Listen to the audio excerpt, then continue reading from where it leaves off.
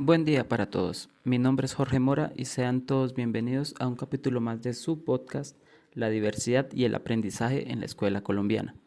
Hoy abordaremos la temática teorías y los estilos de aprendizaje, por medio de dos preguntas orientadoras: ¿cómo aprenden mis estudiantes? Y ¿cómo logro identificar los estilos y ritmos de aprendizaje en mis estudiantes? El día de hoy, los siguientes ejes temáticos serán las definiciones de los estilos de aprendizaje, la enseñanza, el aprendizaje, la metacognición de los estudiantes y por último les daré una breve visión de mi contexto como educador respecto a los estilos de aprendizaje que se evidencian en mis estudiantes. Continuando, para tener una visión clara de nuestra temática del día de hoy, sobre los estilos de aprendizaje, vamos a tomar tres autores principalmente, con sus definiciones sobre lo que es un estilo de aprendizaje. Los primeros de ellos son Gómez y Hill, que en el año 2018 plantearon que los estilos de aprendizaje son las formas en que cada uno de los estudiantes aprende un determinado tema. Y el segundo es Reibnet, que en el año 1975 asumió el estilo de aprendizaje como la aptitud o el talento. Es la manera en que cada individuo se encuentra programado, es decir, cómo recibe, comprende, memoriza y es capaz de utilizar la nueva información. Por tanto, según las apreciaciones de los anteriores autores, podríamos mencionar que el estilo de aprendizaje es la capacidad que tiene el individuo para apropiarse de la información de la forma que se adapte más a su estilo de aprendizaje. Por ejemplo, sería ilógico pedirle a un estudiante con un estilo de aprendizaje reflexivo que realice una representación artística, ya sea una dramatización, una mímica y demás, sobre la violencia en Colombia, cuando lo que deberíamos pedirle es una investigación crítica del periodo de la violencia en nuestro país, ya que este es el estilo de aprendizaje en el que se encuentra más cómodo nuestro estudiante.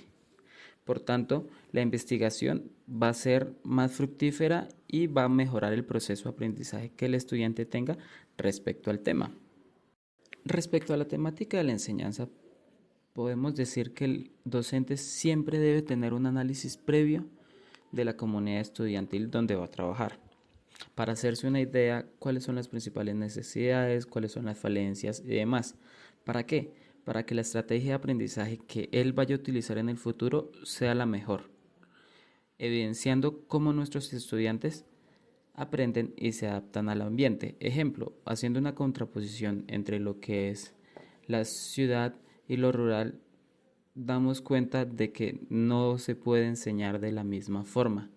Los aprendizajes, el contexto y demás van a cambiar entre el uno y el otro independientemente que tengan la misma edad.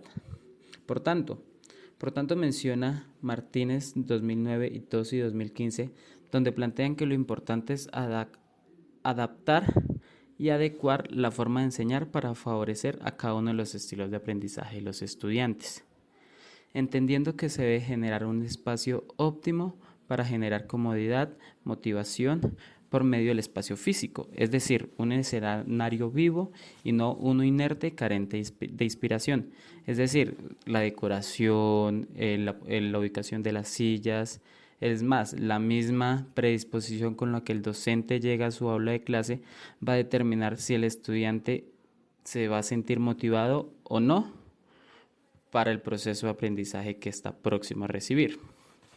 Por tanto, los docentes deben estar en la capacidad de reconocer qué estilo de aprendizaje le puede favorecer a sus estudiantes, teniendo en cuenta que cada uno es y aprende de forma distinta a sus pares, teniendo en cuenta la individualización, el tipo de familia de la que vienen, el mismo desplazamiento de su casa a la escuela va a afectar directamente a su proceso de aprendizaje. Beltrán Caballero y Ramírez en el año 2021 plantean: cuando el docente reconozca los estilos de aprendizaje de cada uno de los estudiantes, podrá rediseñar sus clases para adaptarlas y apoyándose en las TICs de ser posible, entendiendo que en la actualidad los estudiantes viven y conviven en su mayoría con la tecnología, evitando así caer en la monotonía dentro de su aula de clase. En resumen, Reconocer los estilos de aprendizaje ayudará al docente a estructurar de una mejor manera su proceso de enseñanza-aprendizaje, porque le dará una visión general de los estudiantes para llegar a los objetivos propuestos al inicio del proceso educativo. Además, como lo menciona SPOC 2018, que el mismo docente podrá realizar su proceso de autoevaluación para dar cuenta si se cumplieron las expectativas planteadas. Por tanto, ejemplo, el uso de las TICs en la actualidad. Como docentes no podemos negarnos a utilizarlas dado que ya están aquí, dado que prácticamente la casi totalidad de los estudiantes al menos tienen un celular a la mano. Entonces, en lugar de oponernos al uso de las tecnologías, deberíamos, por el contrario, buscar la forma y las maneras de involucrarlas a nuestro proceso educativo, ya sea por didácticas, ya sea por aplicaciones, por juegos y demás, donde ellos mismos sientan que la tecnología como un medio para alcanzar objetivos en la educación y no solo como un medio de distracción. En lo que refiere al aprendizaje, Cortés 2018 afirma que la transformación de la sociedad depende mucho de los cambios educativos en los procesos de enseñanza-aprendizaje que se propongan en cada uno de los países, en busca de formar ciudadanos que no sean excluidos del progreso y desarrollo. Por tanto, es pertinente mencionar que dependiendo de la concepción del progreso y desarrollo que se instaure en los países, afectará directamente a los procesos de enseñanza-aprendizaje, dado que les dará mayor prelación a determinados contenidos sobre otros, ya que los considera una mayor influencia dentro de su discurso. Por tanto, Mendoza, León y Vizcano en el año 2022 plantearon que la necesidad del aprendizaje de la sociedad ha transformado las formas en las que se enseña dentro de las aulas de clase. Por tanto, la globalización afectó directamente a la escuela. Entonces es papel del docente buscar la motivación del estudiante dentro de los recursos tecnológicos que nos provee el mundo. Entonces es pertinente mencionar que será un error que el docente se niegue a la tecnología. Por el contrario, deberá capacitarse continuamente para tomar las TICs como un medio para alcanzar los objetivos, tal cual como mencionábamos en el apartado anterior. Para resumir este apartado se necesita, según el planteamiento de Barahona y Aliaga en el 2013, 4 cosas. El primero, brindar las herramientas al docente para que éste pueda utilizar las TICs dentro del aula de clase. ¿Esto qué quiere decir? Principalmente nos menciona que desde el gobierno nacional nos deben dar las herramientas para que nosotros como docentes podamos utilizar las TICs. No puede ser posible que nos estén exigiendo utilizar las TICs en los modelos en nuestra práctica pedagógica, pero que no tengamos los implementos para. El segundo aspecto es la capacitación continua del docente en el uso y la aplicación de las TICs en el entorno escolar. Aparte del uso de las TICs en la actualidad, lo que nos concierne es el uso de las inteligencias artificiales. Ya no podemos desconocer que esto es algo que está aquí y que no podemos cambiarlo. Entonces, no nos podemos oponer, sino que tenemos que buscar la forma de que eso lo apropiemos y nos sirva para nuestro proceso de docentes. Como tercer aporte es el interés del estudiante por el aprendizaje. ¿Por qué? Porque si no tenemos estudiantes motivados, pues por más que hagamos no vamos a encontrar ni la forma ni el modo para que él esté con el deseo de querer ir a una escuela. Y por último, es el apoyo de la familia para la motivación externa del estudiante. ¿Por qué menciono esto? Porque encontramos que en la actualidad colombiana una infinidad de familias disfuncionales, problemáticas, que prácticamente los niños están tomando la escuela como un refugio, no como para un lugar, no como lugar para aprender. ¿Por qué? Porque violencia, en dados casos abuso sexual y demás, entonces los niños no van a aprender, sino que se van a refugiar de la realidad que viven diariamente en su casa. Por tanto, para culminar esta idea, podríamos decir entonces que el aprendizaje no solo gira en torno a los contenidos específicos de un área determinada, sino que por el contrario, tal como lo plantea Villarreal en el 2022, las emociones, los valores, las ideas y las actuaciones del individuo también se verán fortalecidas por el uso de los estilos de aprendizaje, comprendiendo que el hombre es un ser social que está en continuo contacto con sus pares a lo largo de su vida. Por tanto, los aprendizajes tendrán más aplicabilidad en su cotidianidad que los contenidos aprendidos a lo largo del periodo escolar. Esto resumiendo que si el hombre es un ser social por naturaleza, al salir del colegio mismo, de la escuela, va a estar en constante contacto con su comunidad.